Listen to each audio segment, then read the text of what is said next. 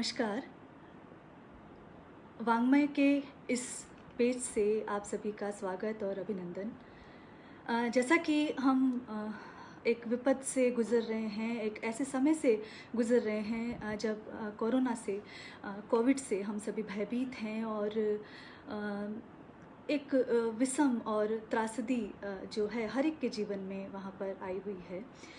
ऐसे समय पर बौद्धिक चर्चा करना हालांकि कुछ अजीब लग सकता है, लेकिन जब हम एक और देखते हैं कि हमारा श्रमिक वर्ग जो सड़कों पर है और जो भूख से और तमाम वैपरीत्य से वो जूझ रहा है, तो ऐसे में कर्म की और सृजन की प्रेरणा भी हमें सतत मिलती है। हम सभी कुछ मानवीय रहें और अधिक मानवीय होकर उस वर्ग की मदद करते रहें, ऐसा जज्बा हम बनाए रखें, ऐसी प्रार्थना। सबसे पहले बात मैं वाङ्मय के बारे में करना चाहूँगी, वाङ्मय और फिरोज जी के बारे में करना चाहूँगी, शगुफ्ता जी के बारे में करना चाहूँगी कि ये वो संपादक हैं जो सबाल्टर्न स्टडीज़ पर, जो हाशिए का वर्ग है, उस पर सतत काम कर रहे हैं। और साहित्य का महनीय उद्देश्य भी वही होता है कि जब ऐसे विषय उठाए जाएं जो कि सतत हाशिए पर रहे हैं और जिन्हें मुख्यधारा में लाने के प्रयास कहीं ना कहीं समाज करना भूल चुका है, तो ऐसे विषय उठाने के लिए मैं फिरोज जी को साधुवाद देती हूँ, मैं वाङ्मय को साधुवाद देती हूँ, मैं विकास प्रकाशन को साधुवाद देती हूँ। मुझे कुछ लोग दिख रहे हैं यहाँ पर। मेरा सभी को नमस्कार और शुक्रिया कि आप यहाँ आए। जैसा कि आज का जो विषय जो मुझे दिया गया है वो है हिंदी कहानियों में दैहिक संज्ञाएँ और सामाजिक दृष्टिकोण। जब हम समाज की बात करते हैं और समाज को जब हम लैंगिक दृष्टि से देखते हैं, तो ये हम जानते हैं कि हमने उसे एक पुरुष और एक स्त्री के रूप में हमने बांटा है। और ये क्यों बांटा है? क्योंकि हमें हमेशा से एक द्वैत के रूप में देखने की, जिसे हमने बाइनरी विज़न कहा है, उसके रूप में देखने की हमारी दृष्टि रही है। जब हम उस दृष्टि के बाबत बात करते हैं तो हमने वहाँ पर एक पुरुष सत्ता स्थापित की और एक स्त्री की सत्ता स्थापित की। मुख्यतः हम इन्हें दो ही वर्गों में बांटकर बात करते हैं। हम वहाँ जो एक तृतीय वर्ग और है जिसे हमने बना दिया है, हालांकि वर्ग विभेद नहीं होना चाहिए यहाँ पर भी। जब हम जेंडर की बात करते हैं तो वहाँ भी विभेदीकरण नहीं, क्योंकि हम सभी मानवीय पहले हैं, हमें वो बात करनी चाहिए, लेकिन हम ये भूल जाते हैं। और जब हम बात करते हैं लैंगिक दृष्टिकोण से, तो एक को सेकंड सेक्स बता दिया जाता है और एक को वहाँ पर थर्ड जेंडर हम बता देते हैं। हालांकि थर्ड जेंडर ये जो संज्ञा है वो भी संवैधानिक दृष्टि से स्वीकार्य नहीं हुई है। वहाँ ट्रांसजेंडर जो नाम दिया गया है, और उसे हम एक अम्ब्रेला टर्म कह सकते हैं, क्योंकि वहाँ संपूर्ण LGBT जो समुदाय है वो वहाँ पर मौजूद है। तो एक वो वर्ग जो तनिक कुछ विकृतियों से ग्रस्त है, जो अपनी संवेदनाओं से जूझ रहा है, जो कि अपनी सामाजिक स्वीकार्यता से जूझ रहा है, जो एक सामाजिक अस्मिता की पहचान के लिए जूझ रहा है, हम उस वर्ग को वहाँ देखते हैं और उस वर्ग को तमाम विक्षोभों से गुजरते हुए देखते हैं, तमाम विचलनों से गुजरते हुए देखते हैं, और कहीं न कहीं हम उसे एक हाशिए पर धकेल देते हैं और उसे एक हंसी का विषय, ठिठोली का विषय हम बना देते हैं।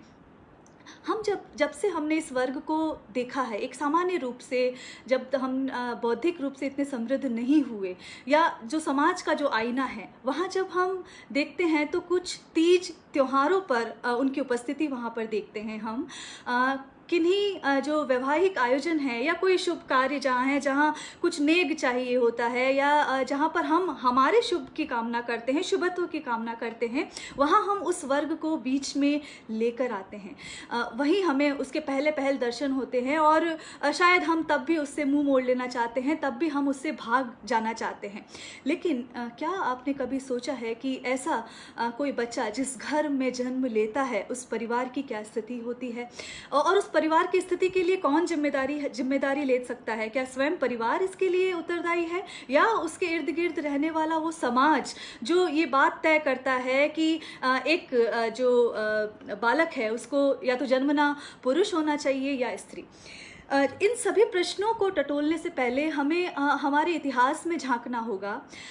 हमें बात करनी होगी हमारी संस्कृति की, कि क्या हमारी संस्कृति ये कहती है। अगर हम भारतीय संस्कृति के परिप्रेक्ष्य में बात करें, देखिए जब हम जेंडर स्टडीज़ का तो अगर हम भारतीय परिवेश में बात करते हैं और भारतीय परिवेश में अगर इस कल्पना को देखते हैं, तो एक शब्द जो बहुत सारे शब्दों के हमने मनमाने अर्थ लिए हैं और उसे चलन में हम ले आए हैं। हम जब पुरुष शब्द को लेते हैं तो पुरुष का क्या अर्थ है, क्या सोचते हैं आप पुरुष के बारे में? पुरुष का अर्थ जो है कि देह रूपी पुरी में जो शयन करता है वो पुरुष है। लेकिन क्या हमने स्त्री को वो नाम दिया? हमने एक अलग नाम दे दिया उसे स्त्री। तो ये किसने जेंडर जो है वो किसने बनाया? सेक्स और जेंडर में यही महीन अंतर है कि जो सेक्स है, जो हमारी जैविक संरचना है, वो हम इस सृष्टि में लेकर यहाँ जन्मते हैं, लेकिन जेंडर वहाँ आते ही हम तय कर देते हैं। उसका आचार व्यवहार जो सांस्कृतिक परिवेश में तय कर देते हैं, वो जेंडर हो जाता है। लेकिन जो एक और वर्ग है उसके लिए तो हमने जेंडर भी तय नहीं किया, हमने ट्रांसजेंडर शब्द दे दिया। भले वो ट्रांस मैन है, ट्रांस वुमेन है, ये तय करने का अधिकार तो उसे था ना। जब हम उसे एक संज्ञा से नवाजते हैं और जब हम कहते हैं कि किन्नर, एक संज्ञा, उसे किन्नर, बहुत सारी संज्ञाओं से नवाजा गया है, और जब हम उसे किन्नर संज्ञा देते हैं तो ये भी कितनी बायस्ड है ये संज्ञा भी देखिए। अगर इसका हम शाब्दिक दृष्टि से देखें तो किम और नर, दो शब्दों से ये शब्द बना है, और किम का मतलब है क्या और नर का मतलब है पुरुष। तो अगर किम नर, तो क्या वो नर है? हमने यहाँ व्यंग्य की दृष्टि में कहा है, हम व्यंग्य से उससे पूछ रहे हैं कि क्या वो नर है क्या। ऐसी वक्रोक्ति आप लीजिए, यहाँ काकु वक्रोक्ति एक तरह से समझिए, और इस तरह से हम पूछते हैं कि क्या वो नर है। लेकिन मतलब यहाँ पर भी हमने वहाँ स्त्री का स्कोप उसके लिए समाप्त कर दिया। वो ट्रांस वुमेन जो कहलाने की अधिकारिणी है अगर वहाँ पर, तो हमने वो एस्पेक्ट भी ख़त्म कर दिया। तो सबसे पहले तो जो समस्या है, हम आज बात समस्याओं पर भी करेंगे, हम बात समाधान भी करेंगे। तो जब जो पहली समस्या है वो एक संज्ञा को लेकर है कि इस वर्ग को किस नाम से पुकारा जाए, और शायद इसका जो हल है वो ये वर्ग ही निकाल सकता है, क्योंकि हमारी दृष्टि कहीं ना कहीं उतनी निष्पक्ष नहीं रह सकती, हम उस दृष्टि से नहीं सोच सकते।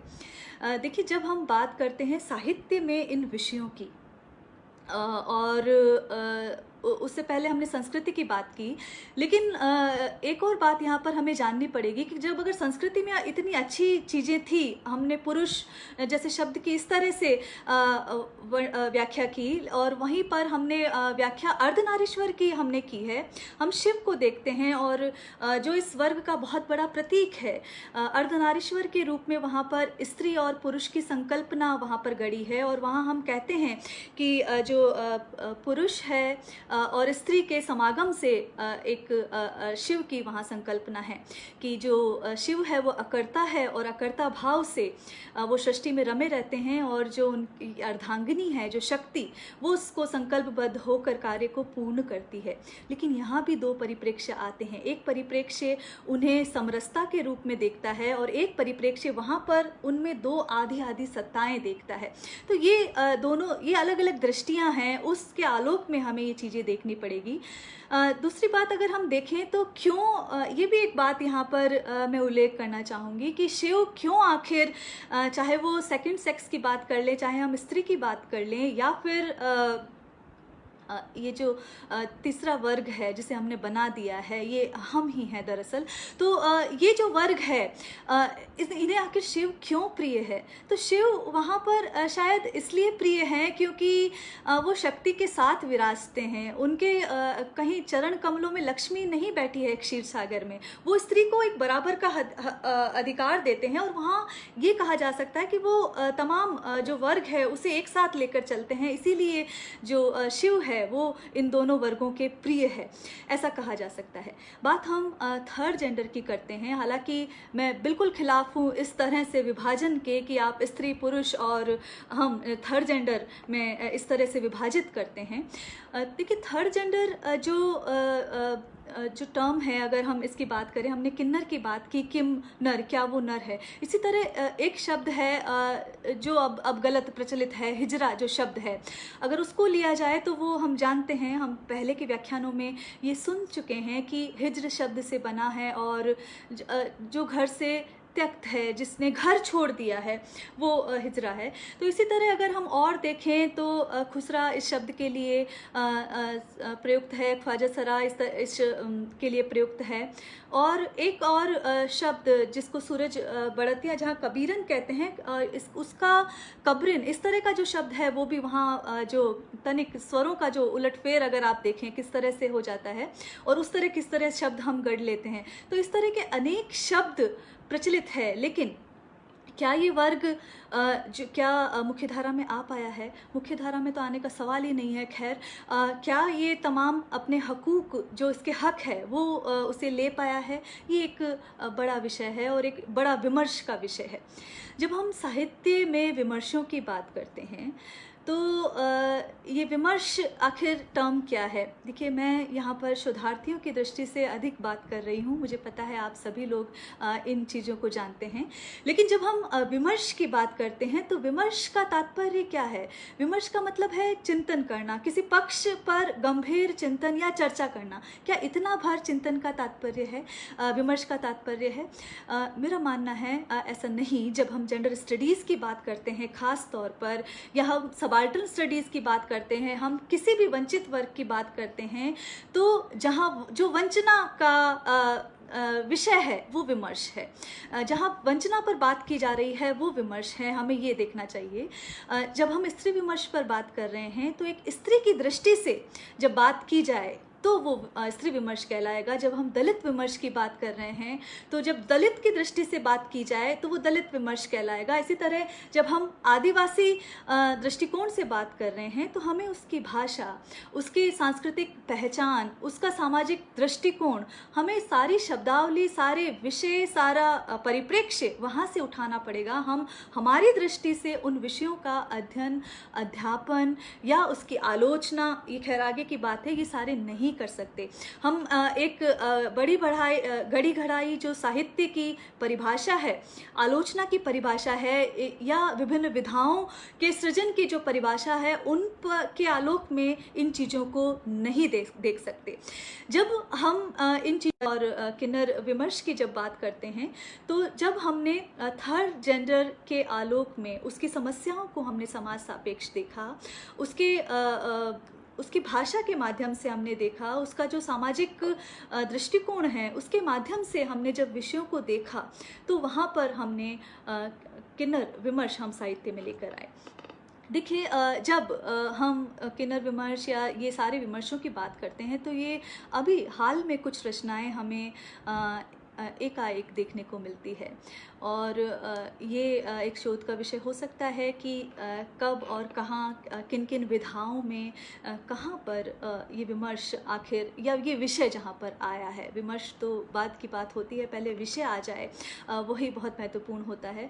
तो जब हम इन विमर्शों की बात करते हैं तो 80 के दशक के आसपास बहुत सारे विमर्श साहित्य में एकाएक देखने को मिलते हैं। और ये विमर्श कैसे आते हैं? देखिए, अगर मिसाल के तौर पर मैं एक स्त्री विमर्श की बात करती हूँ तो वहाँ पर बहुत सारे आंदोलन खड़े हुए, और इन आंदोलनों की पृष्ठभूमि ये हमें जाननी बहुत ज़रूरी है किसी भी विमर्श को जानने के लिए, क्योंकि अगर आंदोलन नहीं होते तो ये विमर्श साहित्य में नहीं ही होते। तो जैसे कि अगर मैं एक एग्जांपल दूँ कि जो ईव टीजिंग की बात हम करते हैं, वो सबसे पहले एक कानून जब आया तो ये समाज को शायद ये पता चला कि ये घूरना भी इस तरह का एक अपराध हो सकता है। तो इस तरह जब कानून बनते हैं और जो आंदोलन होते हैं उसके बाद कानून बनते हैं, उसके बाद जो चीज़ें हैं वो सामाजिक व्यवहार में आ पाती है, तो आंदोलन बहुत ज़रूरी है।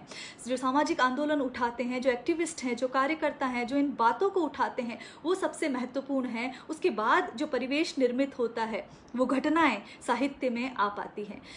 जब हम बात करते हैं, हमने स्त्री विमर्श की बात की, इसी तरह जब किन्नर विमर्श जो आया है साहित्य में, जो रचनाएं हाल ही के दिनों में देखने को मिली है, वर्षों में देखने को मिली है, कुछ दशकों में देखने को मिली है, तो कुछ बातें मैं थोड़ी सी बात उपन्यास पर करना चाहूँगी कि जब हम उपन्यास पर बात करते हैं तो 2-3 कृतियाँ बहुत ध्यान खींचती है, और उसमें जो महत्वपूर्ण कृति है वो नाला सोपारा, जो चित्रा मुद्गल की कृति है, वो ध्यान क्यों खींचती है इतना, या उस कृति को इतना बेहतरीन या उसको अधिक प्राथमिकता देने का मेरा उद्देश्य ये है कि वहाँ जो बिन्नी का चरित्र जो दर्शाया गया है, जो बिन्नी को जो चित्रित जिस तरह नाला सोपारा में किया गया है, वो परोक्ष रूप में किया गया है कहीं ना कहीं, और पत्र शैली में किया गया है। तो उसके जीवन की जो तमाम जो त्रासद स्थितियां हैं वो वहाँ पर बताई जा रही है बिन्नी के माध्यम से। इसी तरह जो नए वर्ग को पसंद आएगा वो उपन्यास वहाँ पर है, जिसे ज़िंदगी 50-50 आप नाम ले सकते हैं, भगवंत अनमोल का ये उपन्यास है। और ऐसे युवा जब लेखन कर रहे हैं और ऐसे विषय को चुनते हैं, चुनौतीपूर्ण विषय है ये, ज़रूरी नहीं है कि हर पाठक इसे पढ़े, लेकिन जब ऐसे विषय पर वो बात करते हैं तो सामाजिक सरोकारों की बात करते हैं, और कहीं ना कहीं विमर्श में एक सार्थक हस्तक्षेप वो वहाँ पर करते हैं। तो ऐसे सभी रचनाकारों को मेरा साधुवाद। और जो छात्र हैं यहाँ पर जो सुन रहे हैं, मेरा उनसे निवेदन है कि इन उपन्यासों को ज़रूर पढ़ा जाए। 2 उपन्यासों की बात मैं और करना चाहूँगी, जिसमें से अगर आप ये देखें, अपार खुशी का खजाना जो अरुंधति रॉय का उपन्यास है, इसमें जो ख्वाबगाह आप देखेंगे, जो पहला ही अध्याय है, वहाँ पर इस जीवन के बारे में बहुत अच्छी बात की गई है। इस जीवन के बारे में बात इस तरह से की गई है कि जैसे कोई नवजात एक माँ के हाथ में आता है और वो देखती है, सबसे पहल वो देखती हैं कि वहाँ पर किसी तरह का कोई सामाजिक दैहिक कमतरी है वहाँ पर, तो उसकी क्या प्रतिक्रिया होती है, उसकी पहली प्रतिक्रिया क्या है, दूसरी क्या है, तीसरी क्या है, और इस तरह 5-6 प्रतिक्रियाओं के माध्यम से वो सारी बात खोल कर रखती है कि समाज की सोच आखिर इस विषय पर क्या है। तो ये ज़रूर पढ़ा जाना चाहिए। इसी तरह एक उपन्यास का जिक्र मैं और करूँगी, गीतांजलि श्री का उपन्यास है, और संभवतः 2017 में आया है वो उपन्यास, और रेत समाधि। वहाँ पर जो उपन्यास का दूसरा खंड है, वहाँ पर एक पात्र है रोजी है, वही रज़ा भी है, और रोज़ी और रज़ा किस प्रकार मिलकर मतलब एक ही व्यक्तित्व है वो, और वो व्यक्तित्व किस प्रकार एक अम्मा में जो अम्मा उम्र के अपने उस पायदान पर है, बुढ़ापे की ओर अग्रसर है, और वहाँ पर किस प्रकार उसमें नवचेतना का संचार वो कर देती हैं। तो ये सारे पात्र, ऐसा नहीं है कि साहित्य में ये पात्र नहीं हैं, लेकिन उन्हें इस दृष्टि से पढ़ा जाना चाहिए। वहाँ पर उसकी पीड़ा को, हालांकि रेत समाधि में उस वर्ग का बहुत अधिक प्राथमिकता से नहीं उल्लेख किया गया है, वो शायद तीसरे या चौथे नंबर पर वो पात्र आता है, लेकिन इनका उल्लेख वहाँ पर है। तो इन उपन्यासों को भी वहाँ पर इस विमर्श की दृष्टि से पढ़ा जाना चाहिए। मैं अभी प्रश्नों को नहीं देख पा रही हूँ, मैं बाद में बात करूँगी इनके बारे में। जब हम आंदोलनों की बात शायद की जा रही है, तो आंदोलनों की बात यहाँ कार्यकर्ता अपने लेवल पर, अपने उस पे स्तर पर कर रहे हैं। कोई बड़ा आंदोलन यहाँ नहीं दिखाई दे रहा है, लेकिन जो पिटिशंस जो दायर की गई हैं, और उसके बाद जो 2014 का वर्डिक्ट आता है, और फिर 2019 का जो बिल पास होता है, तो कोशिश वहाँ पर की गई है कानूनों के माध्यम से, बनाए जाने के माध्यम से, चाहे उन्हें एक अलग वर्ग का दर्जा दे दिया गया है, उसे एक क्लास में शामिल, ओबीसी में शामिल कर दिया गया है, उन्हें एक आरक्षण देने का प्रयास किया गया है। तो कुछ सहूलियत वहाँ देने की प्रयास जरूर किए गए हैं, लेकिन रास्ता अभी और भी बाकी है। तो जब हम बात कर रहे थे, विमर्श की बात कर रहे थे, हम साहित्य की बात कर रहे थे, तो जब हम देखते हैं साहित्यिक विमर्श, जब देखते हैं साहित्यिक रचनाओं में जब कोई बात आने लगती है, तो वहाँ एक बात मैं यहाँ कहना चाहूँगी कि खेमेबंदियाँ होने लगती है। वहाँ पर बात सामाजिक अन्याय, भेदभाव, शोषण और सामाजिक उत्पीड़न के विरुद्ध होनी चाहिए थी, लेकिन वहाँ यह कह दिया जाता है कि अमुक वर्ग ही अमुक बात कर सकता है और दूसरे को गैर बता दिया जाता है। ऐसे ही जो स्त्री आंदोलन, स्त्री विमर्श में हम देखते हैं कि वो सहानुभूति और सहानुभूति वाली बातें वहाँ पर आने लगती है, दृष्टा और भोक्ता का अंतर। देखिए ये जो अंतर है वो निसंदेह एक बड़ा अंतर है, दृष्टा और भोक्ता का अंतर रहेगा। लेकिन इस दृष्टि को अगर हम देखेंगे तो फिर जो क्रौंचवध वाली बात है, जो वाल्मीकि जो प्रथम छंद जब लिख देते हैं वो क्रौंचवध को देखकर लिखते हैं, और वो वहाँ दृष्टा की भूमिका में है, वो भोक्ता तो नहीं है, लेकिन उन्होंने एक सुंदर छंद की रचना की, तो ये बात यहाँ पर खारिज हो जाती है। लेकिन हाँ, ये बात अभी भी एक बड़ा वहाँ पर महत्वपूर्ण बात रखती है कि किस प्रकार जो भोक्ता है वो अधिक प्रामाणिक अभिव्यक्ति वहाँ पर कर सकता है। तो विमर्श की बात अगर वो सीखचों में नहीं बढ़े, अगर हदबंदियों में नहीं बढ़े, और वो अगर एक विस्तृत बात अगर वो कहता है विमर्श, तो निसंदेह ये समूची मानवता के लिए एक महत्वपूर्ण उपलब्धि होती है, और समूचे साहित्यिक तबके को इसी तरह आगे बढ़ना चाहिए, सभी विमर्शों को एक साथ लेते हुए, सभी मुद्दों पर बात करते हुए। हम बात करें अगर दलित कविता, आदिवासी कविता, स्त्री कविता या इस कविता को लेकर, तो वहाँ पर भी हमें अनेक खेमेबंदियाँ देखी जाने लगती है, और अनेक जो संज्ञाएं हैं वहाँ पर गड्ढ-मड्ढ सी होती हुई दिखाई देती है। तो ये चीज़ें अगर नहीं हों तो हम वास्तव में किसी विमर्श को छू पाएंगे, हम समाधान की ओर तो नहीं ही बढ़ पाएंगे फिर भी, क्योंकि एक बहुत लंबा रास्ता तय करना होता है, लेकिन उस समस्या को छूने की बात हम वहाँ पर कर सकते हैं। तो जो डिस्कोर्स की बात जो करते हैं हम, विमर्श की जो बात करते हैं, जो कि उत्तर आधुनिकता का एक महत्वपूर्ण शब्द है, तो उस विमर्श के दायरे में उस वर्ग की तरह से बात की जाए, उसके उस उत्पीड़न की बात की जाए, उसके त्रासद पक्ष की बात की जाए, उसके मनोभावों की बात की जाए, और उसे उस तरह से ट्रीट किया जाए, तो वहाँ पर वो बात होगी। और सरोकार और मूल्यांकन ही नहीं, समाधान भी सुझाया जाए, तो वहाँ पर ये बात कुछ हद तक कारगर होगी। जब हम समाजशास्त्रीय संरचनाओं में बात देखते हैं, तो एक बात इन विमर्शों में जो हम लैंगिक विमर्श की जहाँ बात करते हैं, पितृसत्ता एक शब्द बार बार आता है। तो पितृसत्ता के कारण ही संभवतः है जो समाज है हमने उसे बहुत खांचों में बांट दिया है, और एक वर्ग को बहुत उत्पीड़ित कर दिया है, और उसके अलावा जो वर्ग है उसे तो हाशिए के भी हाशिए पर हमने डाल दिया है। यही वो वर्ग है जो सीता तैयार करता है, जो अहल्या तैयार करता है, और जो द्रौपदी की अपने मनोनुरूप व्याख्या करता है। तो ये सारी चीज़ें हमें देखनी पड़ेगी कि किस प्रकार जो धर्म है, सत्ता है, किस प्रकार वर्चस्ववादी मानसिकता है, किस प्रकार धन है, ये सारी वो शक्तियाँ हैं जो सेक्स का ये जो विभाजन है, जो जेंडर का ये जो विभाजन है, वो करती हैं। और इन सब को कहीं ना कहीं हमें दूर करना होगा, या एक प्रयास करना होगा, क्योंकि हम बतौर अगर हम साहित्य की बात करें, साहित्य के माध्यम से, या ऐसी चर्चाओं के माध्यम से, ऐसे विमर्श के माध्यम से, ऐसे लेखों के माध्यम से, ऐसे प्रयासों से, समूचे प्रयासों से, जिसमें निसंदेह है जो वाङ्मय ये जो कार्य करने जा रहा है, ये जो विकास प्रकाशन की जो पुस्तकें हैं जो मेरे इर्द गिर्द यहाँ पर रखी हैं, ये सारे इस विमर्श में एक सार्थक हस्तक्षेप सी करती हुई जान पड़ती है।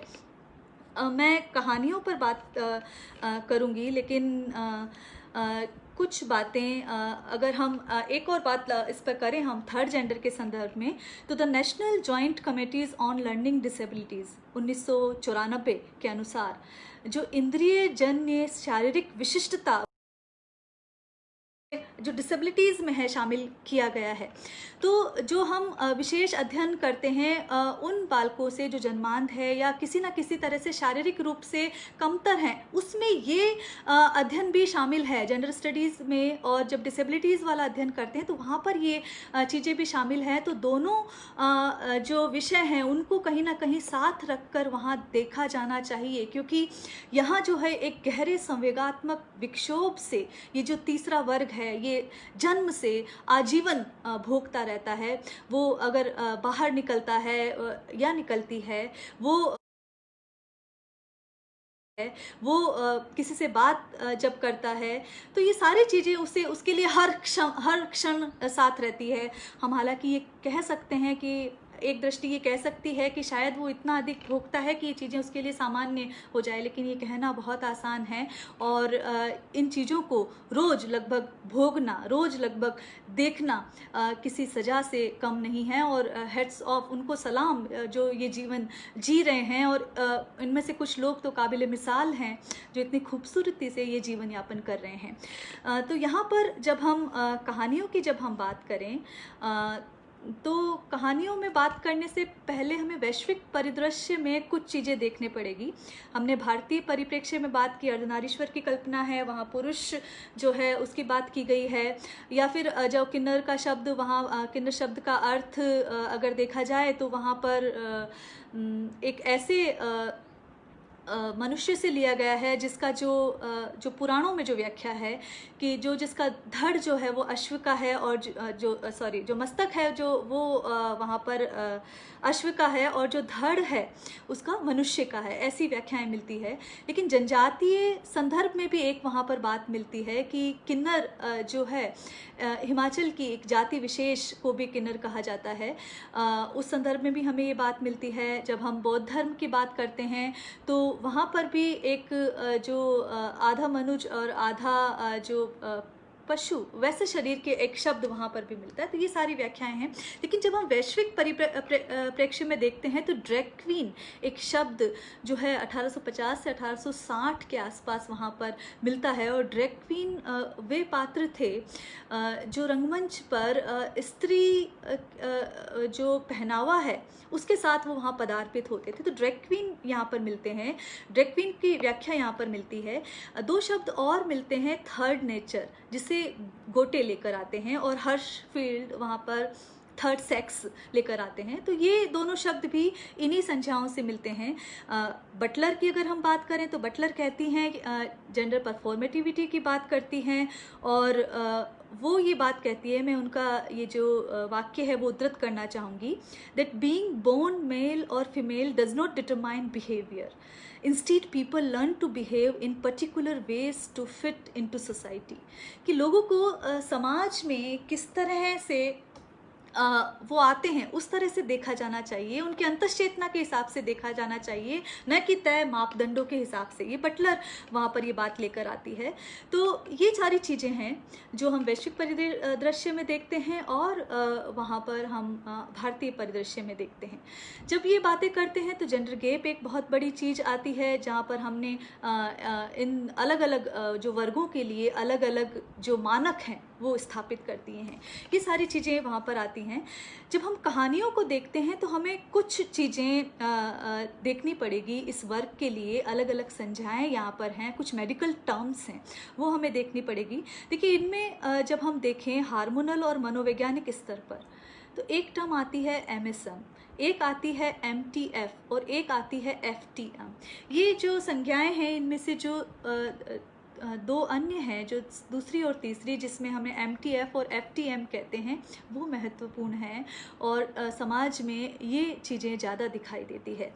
जब हम FTM की बात करते हैं तो फीमेल टू मेल ट्रांसमेन ये हैं, और जो कि जन्म के समय फीमेल होते हैं, लेकिन जिनका जो अंतश्चेतना है वो एक पुरुष की होती है, तो वहाँ उन्हें FTM कहा जाता है। और MTF मेल टू फीमेल, मतलब जो trans women assigned male at birth, जो कि एक ट्रांस वुमेन के रूप में वहाँ पर उन्होंने जन्म लिया है और वो एक मेल के रूप में वहाँ व्यवहार, उनके अंतश्चेतना वहाँ ऐसी है। तो ये सारी चीज़ें हैं, इनको हमें देखना पड़ेगा।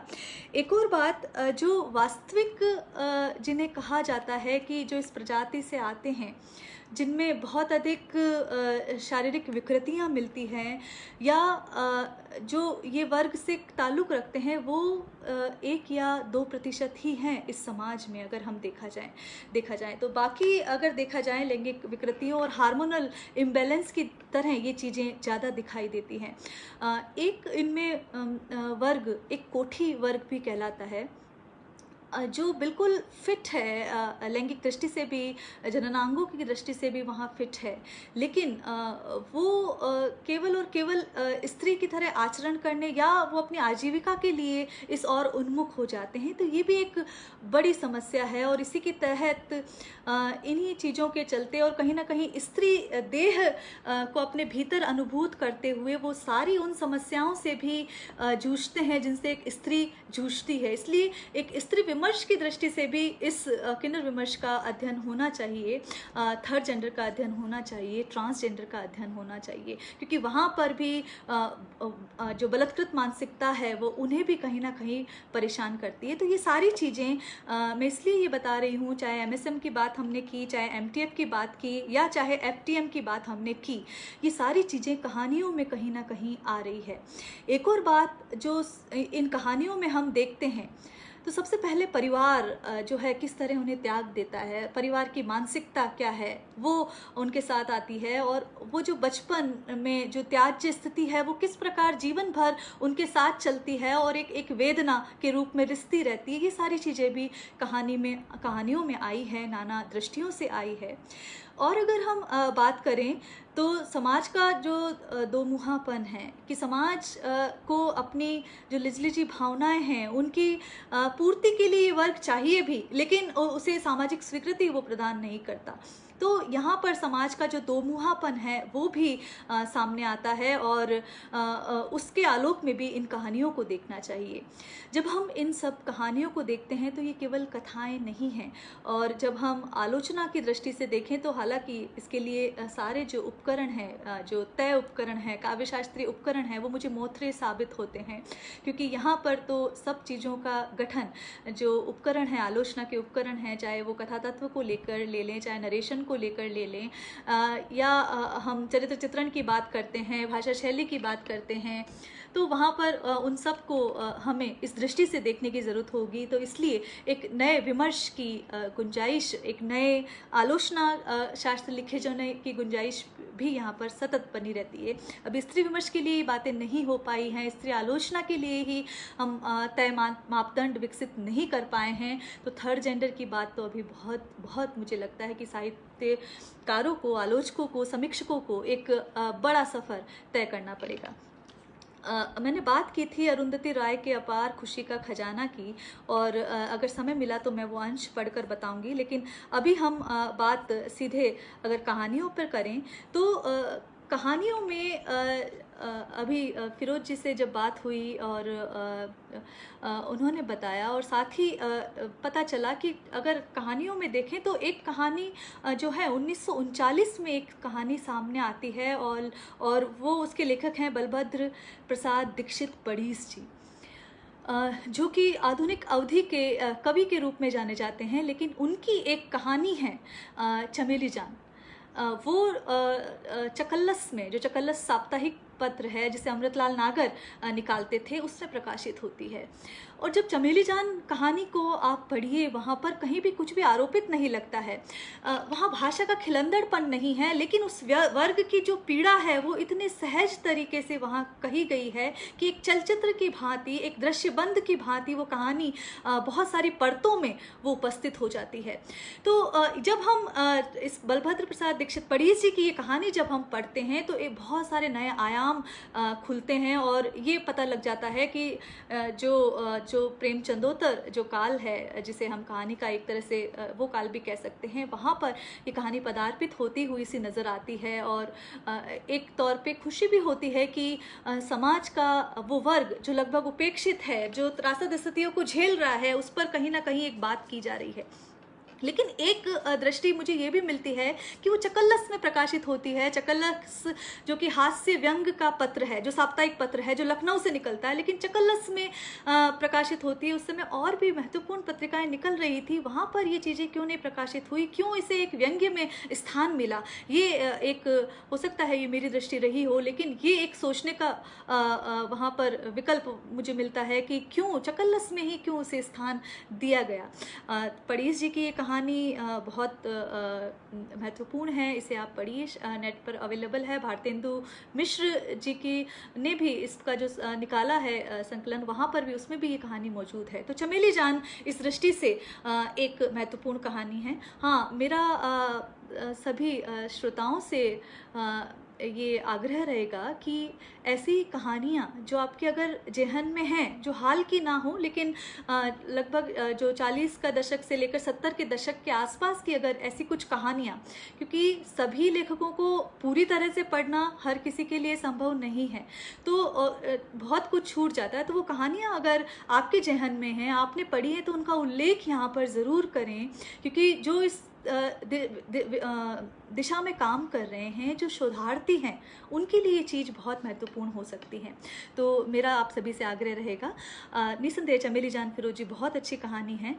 इसके बाद अगर मैं बात करूं, जो हम भी इंसान हैं, जो कहानी संकलन आया है और इसका संपादन फिरोजी ने किया है, इसमें बहुत खूबसूरत कहानियां हैं, जिसमें अगर हम कमल कुमार की कुकूज़ नेस्ट लेते हैं, लेकिन उससे पहले हम अगर उस दृष्टि से बात कर लें, कालक्रम की दृष्टि से बात कर लें, तो मैं बात बिंदा महाराज की पहले करना चाहूँगी, जो शिव प्रसाद सिंह की कहानी है। और बिंदा महाराज कहानी भी उसी तरह बहुत महत्वपूर्ण कहानी लगती है, क्योंकि वो बिंदिया का चरित्र जो है, यहाँ बिंदिया जो थर्ड जेंडर पात्र, ट्रांसजेंडर पात्र के रूप में, ट्रांस वुमेन पात्र के रूप में वहाँ पर चित्रित की गई है। अगर उस पात्र को वहाँ देखें तो वो आजीवन एक प्रेम की तलाश में, वैसी संवेदनाओं की तलाश में वो भटकती रहती है या खोज में लगी रहती है, और अंततः अपने प्राणों को भी होम कर देती है।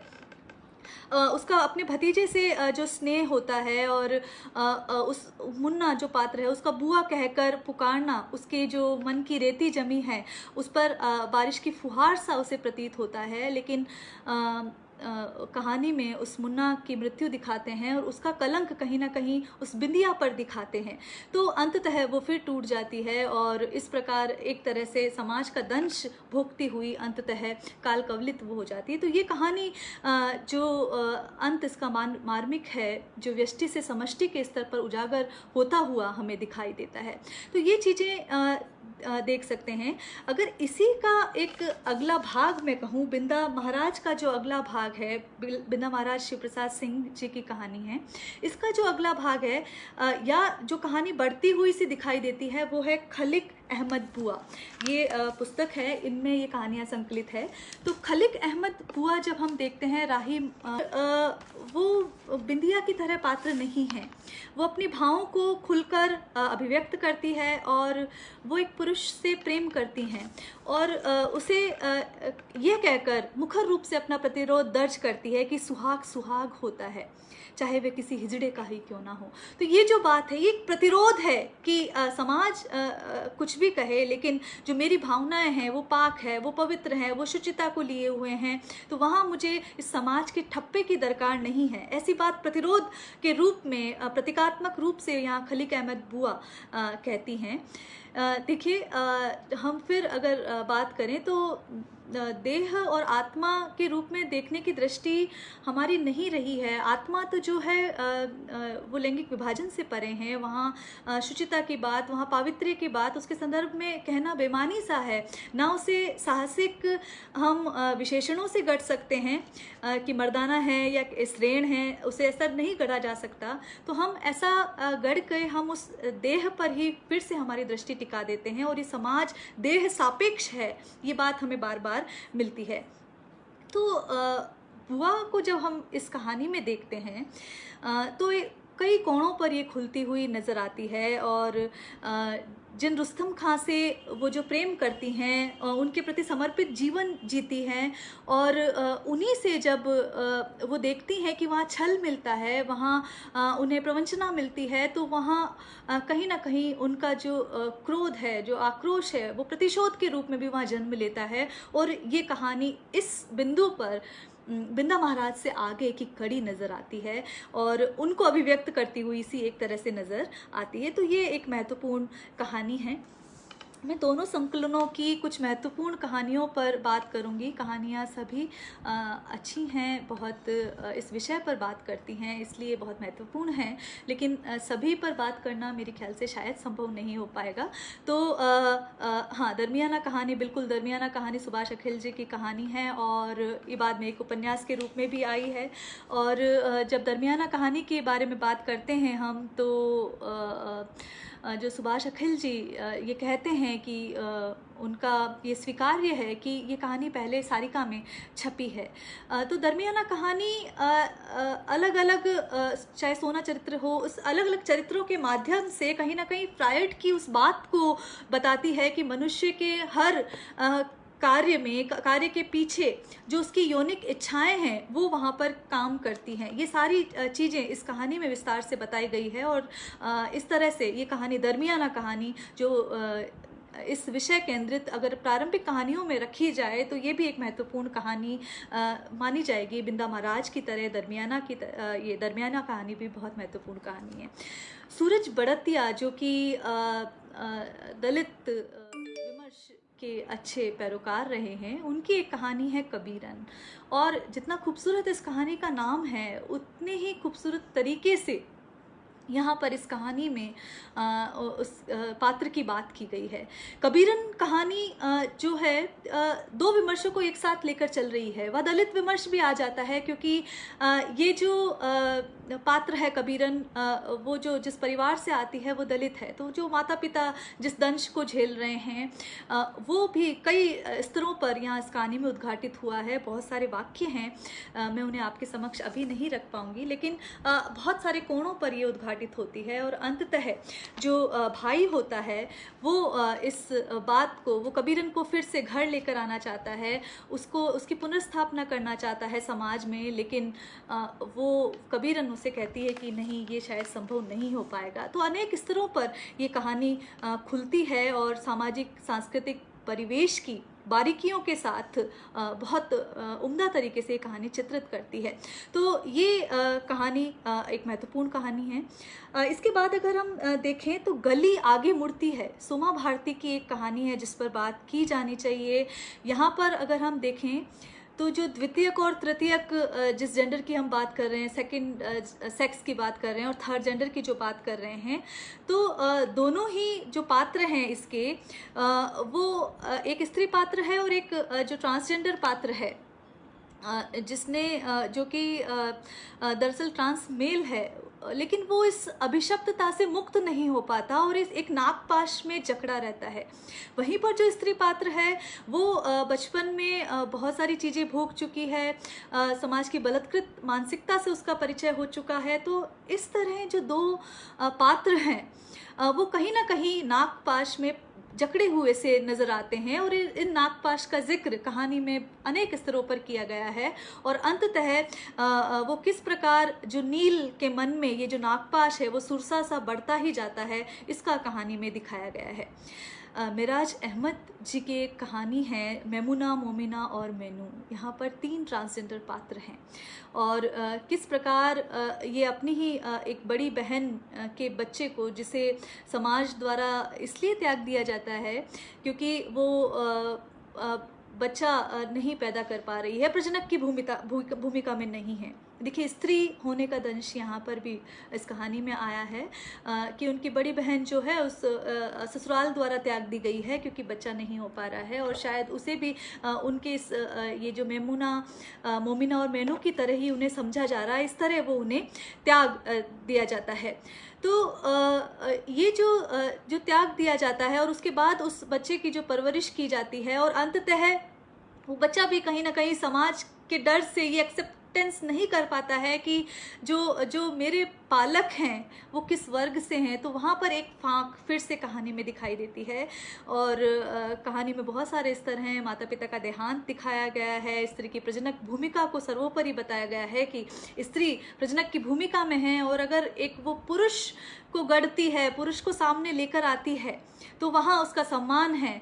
अगर स्त्री अगर बच्ची को लेकर आ रही है तो कौन सी समस्याएं हैं, बेटी बचाओ बेटी पढ़ाओ जैसी चीज़ें आज भी हम कर रहे हैं। और अगर वहाँ पर कोई ट्रांसजेंडर वहाँ पर अगर हो गया है परिवार में, तो फिर उसकी क्या स्थिति होगी। ये सारी चीज़ों पर धर्म, जाति और वर्ग की विभिन्न संकल्पनाओं को, विभिन्न परतों को ये परत दर परत ये कहानी उघाड़ती है। तो समाज की सैद्धांतिकता के लिए ये कहानी एक अच्छी है।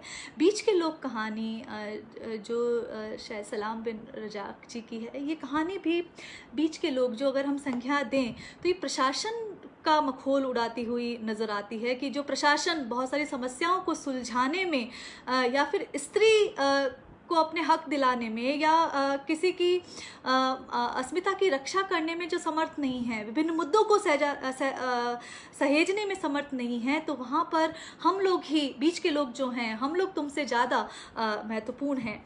कहानी में कहा गया जो वाक्य है कि बहुत सारे वाक्य हैं, वो इसकी कलाई खोल कर रख देते हैं। और जो पुलिस है या प्रशासन जो है, जो तमाशबीन की भूमिका में आता है, उस पर एक बड़ा व्यंग्य जो है छोड़ती हुई ये कहानी नज़र आती है। एक कहानी S.R. हरनोट जी की जो कहानी है किन्नर, लेकिन वो जो कहानी है किन्नर, वो मुझे लगता है जनजातीय संदर्भों में अधिक आई है। वो ट्रांसजेंडर जो संदर्भ है उसको अधिक व्याख्यायित नहीं करती। वो जनजातीय संदर्भ में जो एक जनजाति मानी जाती है किन्नौर जिले की, उसके संदर्भ में ये बात अधिक है। और वहाँ पर भी जो किन्नौरा जनजाति है, जिसे 1956 में संविधान की अनुसूची में शामिल किया गया, उसके बारे में ये बात कहीं अधिक जान पड़ती है। और बेलीराम और सुमन जो कथानक, जो कहानी के मुख्य पात्र हैं, उन पर ये अधिक चर्चा करती हुई सी कहानी जान पड़ती है। आगे जिस कहानी को मैं लेना चाहूँगी, अगर हम देखें तो एक कहानी इज्जत के रहबर जो कहानी है, वो बहुत महत्वपूर्ण कहानी है। इसी तरह ई मुर्दन का गांव, ये कहानी भी बहुत अच्छी कहानी है। हम इन कहानियों के नाम से ही देख सकते हैं कि जो डिफरेंटली एबल्ड वर्ग है, उसके लिए बहुत खूबसूरत तरीके से ये कहानी लिखी गई है। जब मैं बात करती हूँ ई मुर्दन का गांव कि जब वो बात की जाती है कि जहाँ जन्म लिया जा रहा है, जिस समाज में जन्म लिया जा रहा है, वो तुम्हारी तरह से, तुम्हारी दृष्टि से कभी भी नहीं सोच पाएगा, क्योंकि यहाँ मुर्दे बसते हैं। ये मुर्दन का गांव है जिनका सांवेगिक जो स्तर है वो ज़ीरो है, उन्हें नहीं समझाया जा सकता। वहाँ अतिरिक्त अगर इस कथानक में देखें तो अतिरिक्त दुराव छिपाव नहीं है, बहुत अधिक कलात्मकता वहाँ देखने को नहीं मिलती है, और बहुत सहज शैली में यहाँ बातें की गई हैं। तो ये कहानी एक महत्वपूर्ण कहानी है। अगर इसका मैं एक उदाहरण देखूं तो लेखिका लिखती हैं कि मुझे लगा बहुत सारे स्वांग हैं इस संसार में जो मनुष्य की मनुष्यता को ही नहीं ललकारते, व्यवहारों, राजनीतिक सत्ता, यौन रवैयों और रिश्तों की प्रचलित अवधारणाओं को भी चुनौती देते हैं। ई मुर्दन का गांव से ये है। तो ये कहानी भी एक महत्वपूर्ण कहानी है। मैं बात करना चाहूँगी किरण सिंह की जो कहानी है संझा, बहुत सुंदर कहानी, बहुत सुंदर ताने बाने से लिखी हुई कहानी है। एक वैद्य हैं जो कि जड़ी बूटियां बनाते हैं, संपूर्ण पूरे गांव का जो इलाज करते हैं, और उन्हीं के घर में एक ट्रांसजेंडर है संझा। और जो संझा जो है वो भी जड़ी बूटी का बखूबी पहचान रखती है और बहुत पूरे गांव का इलाज करती हैं। लेकिन वो जो पिता है वो उसको बचा कर रखते हैं समाज से, उससे सारी उन एहसासातों से बचा कर रखते हैं जो कि किसी भी मनुष्य के लिए ज़रूरी होते हैं। लेकिन वो ये अपराध करते हैं क्योंकि वो जानते हैं कि समाज इन्हें बहुत अधिक दंश देगा। अगर समाज के सामने वो आती हैं, ये विकृतियाँ उसकी आती हैं, तो समाज उसे बहिष्कार कर देगा उसका। और जाने कैसी, हम जानते हैं कि समूचा समाज कितनी यंत्रणाओं से गुजरता है, उसकी मृत्यु भी कितनी यंत्रणा से गुजरती है। तो वो चाहते हैं कि वे किसी से ना घुले मिले ताकि उसके मन में प्रेम ही ना उपज पाए। तो ये कितनी बड़ी त्रासदी है कि जो मनुष्य का जो मौलिक अधिकार है, जो प्रेम है, वो उसी से वंचित कर दिया जाता है। तो इस बात का इस कहानी में बहुत तरीके से, बहुत प्रभावी रूप से इसका उल्लेख जिक्र किया गया है। यहाँ पर पिता की जो बात है वो मैं उद्धृत करना चाहूँगी कि लेकिन कोई बात नहीं, सतरंगा संसार देख लेने के बाद आँखों की रोशनी छिन जाए तो जन्मांध से अधिक पीड़ा होगी। कि ये जो सतरंगा संसार है, यदि उसे देख लिया जाए और फिर जो संसार अपना ये जो समाज अपना विद्रूप चेहरा जो दिखा देगा और संध्या पर फिर जो गुजरेगी, तो ये जो बातें होंगी वो कितनी अधिक उसे टूटन दे देगी, कितनी अधिक त्रासदी दे देगी, कितनी अधिक किस पीड़ा से वो गुजरेगी, वो उसके लिए शायद बहुत अधिक हानिकारक होगा। इसलिए ये अपराध मुझे मंजूर है कि मैं उसे समाज से काट कर रखूं, लेकिन ऐसा होता नहीं है। संध्या उस समाज के बीच जाती है, संध्या पूरे समर्पण से उसका विवाह भी होता है, लेकिन जब उसकी सच्चाई सामने आती है तो वही समाज उसे एक तरह से उस पर हिंसा करने को उतारू हो जाता है। तो फिर वो कहती है कि नहीं, मुझे मेरे बाऊदी की चौकी पर सौंपाओ, क्योंकि मैं तुम लोगों से बहुत अधिक बेहतर हूँ, मैं तुम्हारी फिर भी सेवा करती रहूँगी। तो ये बहुत जो यहाँ पर सूक्ति कथन जो हैं वो एक आदर्श वाक्य के रूप में माने जा सकते हैं समाज के लिए। समाज की जो संकीर्ण सोच है, जो संकीर्ण दायरा है, जो संकीर्ण जो सामाजिक दीवारें इसने गढ़ दी हैं वर्ग विशेष के लिए, या लिंग सापेक्ष जो दीवारें गढ़ दी है, उसके लिए ये कहानी बहुत महत्वपूर्ण है। तो ये कुछ कहानियाँ का बात हम कर रहे हैं। कहानियाँ और भी बहुत हैं। अगर मैं लूँ, हर कहानी में देखते तो हम किरदार अपनी पृष्ठभूमि के बारे में कहता है, सामाजिक रवैये के बारे में कहता है, इस तरह की बहुत सारी बात हैं। कादम्बरी मेहता की एक कहानी है, इसी शीर्षक है हिजड़ा कहानी के शीर्षक से ही, और वहाँ जो चरित्र है रागिनी, वो अपने माँ के जो अत्याचार है उनके बारे में सतत जूझती रहती है उनके माध्यम से, और शारीरिक शोषण भी जब उसका होता है, तो उन सारी बातों पर ये कहानी लिखी गई है। और इस तरह जब इस कहानी को देखते हैं तो एक बृहत्तर कैनवास ये खड़ा करती है कि किस प्रकार जो है किन्नर वर्ग पर भी ये सारी ज्यादतियाँ जो हैं, क्योंकि उसमें स्त्री अंश श्रेण चीज़ें हैं, तो स्त्री होने की जो ज्यादतियाँ जो स्त्री झेलती है, वो सारी चीज़ें भी ये उसे झेलनी पड़ रही है। इज्जत के रहबर की मैंने बात की थी, डॉक्टर पद्मा सिंह की ये कहानी है, और जो अपने वर्ग में रहते हुए स्त्री की किस तरह सुरक्षा करते हैं, ये इस कहानी में, इसमें इस वर्ग की पीड़ा, संत्रास और त्रासद स्थितियाँ तो है ही, साथ ही किस प्रकार ये एक स्त्री का रक्षक बनकर खड़ा होता है, अपनी आवाज़ उठाता है। इस संदर्भ में इस कहानी में ये देखने लायक चीज़ है। एक इसका उदाहरण है कि समाज में रहने वाले ग्रस्तों की इज्जत तो मौके बमौके उतरती रहती है। इज्जत के रहनुमा कहे जाने वाले दरअसल गुंडों से डरते हैं और अनजाने में रहबर बन जाते हैं, जिसका अंजाम भुगतती हैं उनके घर की बहन बेटियां। ये एक है। देखिए, इन जब कहानियों पर बात करती हूँ मैं, इन दोनों ही संकलनों की, जो हम भी इंसान में हैं और थर्ड जेंडर चर्चित कहानियाँ, तो जो शीर्षक है वही अपनी बात कह देते हैं। जैसे कि कौन तार से बीनी चदरिया, तो ये देह जो बुनी हुई है, आखिर कौन से तार से उस विधाता ने बुनी गई है। तो यहाँ पर, और जब हम इसकी बात करते हैं तो वो जो बुनावट है, जो संवेदात्मक जो रेशे हैं, वो कहीं ना कहीं कहानी में खुलते हुए से जान पड़ते हैं। तो समय मेरे ख्याल से हो रहा है, क्या मुझे रोक देना चाहिए? तो ये सारी चीज़ें हैं इन कहानियों में हमें देखने को मिलती है। ललित शर्मा की कहानी रतियावन की चाची की बात हम कर सकते हैं, महेंद्र भीष्म की कहानी त्रासदी की हम बात कर सकते हैं। ये सारी कहानियाँ जो हैं, नेग कहानी की हम बात कर सकते हैं। ये सारी कहानियाँ इस वर्ग की पीड़ा को कहीं ना कहीं उजागर करती हैं और बहुत सारी परतों पर खोलती हैं। हम अर्धनारीश्वर, मोहिनी, प्रणलला, मलिक काफूर जैसे हमने यहाँ पर हम बहुत सारे इतिहास में ये चीज़ें देखते हैं, लेकिन हम समाज में क्या उनकी स्थापना कर पाए हैं, क्या हम उन्हें मुख्य धारा में शामिल कर पाए हैं, ये सारी बातें अभी भी प्रश्न चिन्ह बनकर हमारे सामने मुंह बाएं खड़ी हैं और हमें इनका हल निकालना बाकी है। जब हम हिंदी साहित्य की बात करते हैं, विमर्श पर बात करते हैं, तो हमें मौजूदा लेखकों से, मौजूदा साहित्यकारों से ये हमें अपील करनी होगी कि ऐसे विषयों पर सतत लिखा जाए और उस तरह से लिखा जाए जिस तरह से ये वर्ग सोचता है, जिस तरह से जिन पीड़ाओं को ये भोगता है, तो उन सब पे बात करना महत्वपूर्ण हो जाएगा।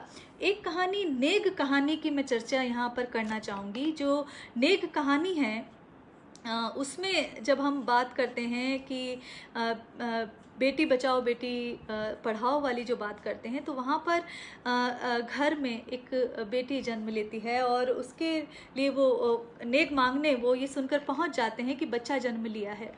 लेकिन उनकी स्थिति वहाँ पर नहीं है उस परिवार की कुछ भी देने को, तो वो वहाँ 500 का नेग स्वयं दे के जाते हैं और एक बड़ा संदेश यहाँ पर उसको देकर जाते हैं कि बेटी का जन्म तो अधिक बेहतर है, वो शायद तुम्हारी संवेदनाओं को अधिक बेहतरी से समझ पाएगी और इसके जन्म की तुम्हें बधाई।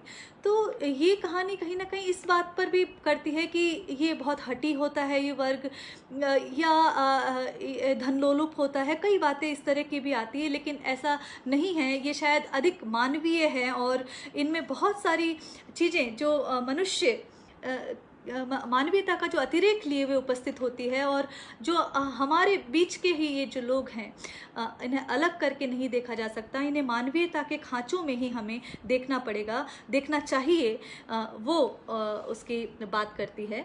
ये सारी जो कहानियाँ जो हैं वो बार बार ये कहती हैं कि जो ये मानसिक रूप से ये जो हिजड़ा हो चुकी है दुनिया, मानसिक रूप से ये जो इस तरह की सोच रखने वाली दुनिया है, उसको किस प्रकार से जवाब देना चाहिए, ये सारी कहानियाँ इस बिंदु पर महत्वपूर्ण रूप से बात करती है।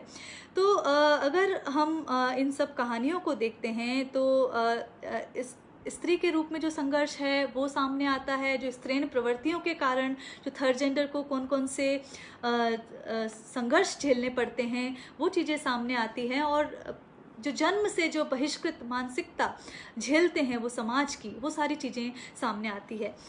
जब हम इन्हें पढ़ें तो या ऐसी रचनाओं को पढ़ें तो हमें केवल और केवल लैंगिक परिप्रेक्ष्य में ये अध्ययन नहीं करना पड़ेगा, हमें सामाजिक दृष्टिकोण के हिसाब से बात करनी पड़ेगी, हमें भाषिक अध्ययन की दृष्टि से बात करनी पड़ेगी, और इस दृष्टि से बात करते हुए इस विषय को देखना पड़ेगा। हम एक अलग नज़रिए से या हम तय मापदंडों के माध्यम से इसे नहीं देख सकते, हमें एक अलग नज़रिया एक विकसित करना पड़ेगा, एक नई दृष्टि विकसित करनी पड़ेगी, और वहीं पर ये बात हम देख सकते हैं।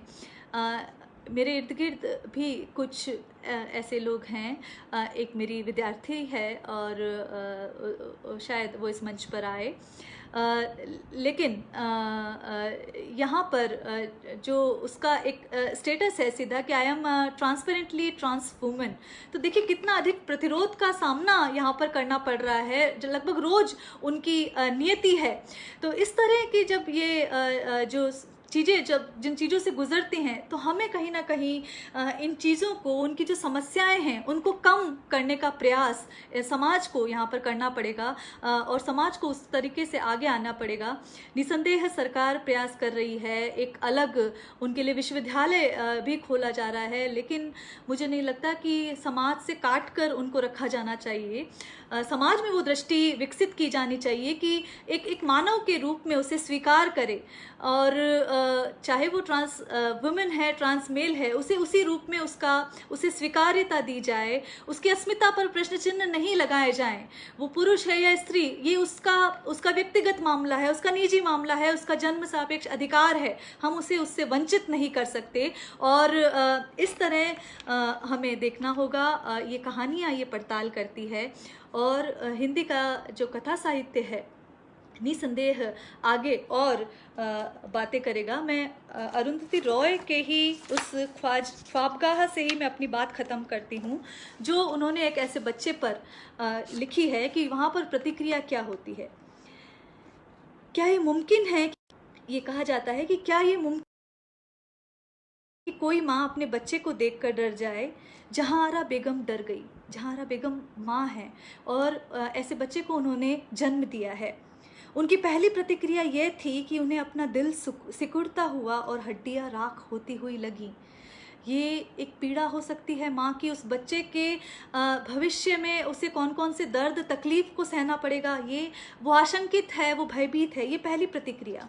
दूसरी प्रतिक्रिया यह थी कि उन्होंने एक बार फिर से देखा कि देखने में कोई चूक तो नहीं हुई है, वो उसे जांच लेना चाहती है, वो अपने आप को भ्रमित सिद्ध करना चाहती है वहाँ पर। ये दूसरी प्रतिक्रिया है। तीसरी प्रतिक्रिया ये थी कि उन्होंने अपने ही रचे हुए से मुंह फेर लिया। देखिए, माँ जो सृष्टि की अगर कहें तो जो सहेजने वाली हैं, कृति को जो जन्म देने वाली हैं, वही उससे मुंह फेर लेती है, जिससे उनके पेट में ऐंठन हुई और टांगों से दस्त की एक पतली धार बह निकली। चौथी प्रतिक्रिया ये थी कि उन्होंने खुद को और अपने संतान को खत्म करने के बारे में सोचा। यहाँ समाज आ गया, यहाँ परिवेश आ गया, जो किसी भी व्यक्ति की बढ़त में, उसकी अस्मिता के स्वीकार्य में प्रश्न चिन्ह लगाता है और उसके लिए मानक सिद्ध करता है कि उसके उठने, बैठने, रहने, चलने, फिरने, बात करने का तरीका क्या होगा। यहाँ ये समाज आ जाता है और ये सब भी इन कहानियों में प्रतिध्वनित हुआ है, इसलिए मैं ये बातें कह रही हूँ। पांचवी प्रतिक्रिया यह थी कि उन्होंने बच्चे को आगोश में लिया और जिस दुनिया को वे जानती थी और जिन दुनियाओं के वजूद से अनजान थी, उनके बीच किसी दरार से नीचे गिरती चली गई, एक रसातल के अंधेरे में चक्कर खाती हुई। तो ये सारी प्रतिक्रियाएं हैं जो इन कहानियों को पढ़ने पर आती हैं। आगे बहुत सी कहानियां हमें, बहुत सी रचनाएं इस विमर्श को, इस पीड़ा को, इस त्रासद स्थितियों को उल्लेखित करती हुई मिलेंगी, लेकिन मेरा मानना है कि ये वर्ग खुद आगे आए। हालांकि अभी जो शिक्षित हैं उनका जो संख्या है वो बहुत कम है, तो ये संभावना भी कम है कि उनका रचा बहुत अधिक प्रकाश में आ पाएगा। लेकिन जितना प्रकाश में आया है और अधिक प्रकाश में आए, ताकि जो प्रामाणिक अनुभूति है उससे हम सभी एक में खो पाएँ, उसको हम छू सकें, उसको कहीं ना कहीं उससे कहीं ना कहीं अभिभूत हो सकें। ये मेरा आग्रह रहेगा इस वर्ग से कि खूब पढ़े लिखें और समाज में जब वो जैसे हैं वैसे बने रहें। आप सभी ने मुझे सुना, उसके लिए बहुत बहुत धन्यवाद। अगर कोई प्रश्न हो तो, वैसे तो यहाँ पर सभी बहुत जानकार हैं इस विषय पर, फिर भी अगर मेरे बाबत कोई प्रश्न हो तो आप बताएं। तो जितनी ये देखिए ये कहानियाँ हैं, हम भी इंसान हैं, थर्ड जेंडर चर्चित कहानियाँ हैं और अनुदित कहानियाँ की है। अगर इस पे बात करूँगी तो एक और व्याख्यान हो जाएगा। पंजाबी से अनुदित कहानियाँ हैं और इसमें हम जिनस, ऊंचा बुर्ज, लाहौर का जैसी बहुत महत्वपूर्ण कहानियाँ हैं। इन पे बात संभवतः इस व्याख्यान में नहीं हो पाई है और ये सारे विकास प्रकाशन से आए हैं और वाङ्मय पत्रिका ने इन पे सभी पे बहुत महत्वपूर्ण काम किया है। तो आप सभी इन कहानियों को पढ़ें। और शुक्रिया शगुफ्ता जी, और फिर से फिरोज जी, शगुफ्ता जी, विकास प्रकाशन और वाङ्मय इस मंच का धन्यवाद कि उन्होंने मुझे आप सभी से रूबरू होने का मौका दिया, इस विषय पर बात करने का मौका दिया और इस विषय पर अपनी बात रखने का मौका दिया। हम सभी इस विषय के पर और इस वर्ग के लिए सतत प्रयासरत रहेंगे, ऐसी मेरी इच्छा है और सभी के लिए खूब शुभकामनाएं। नमस्कार।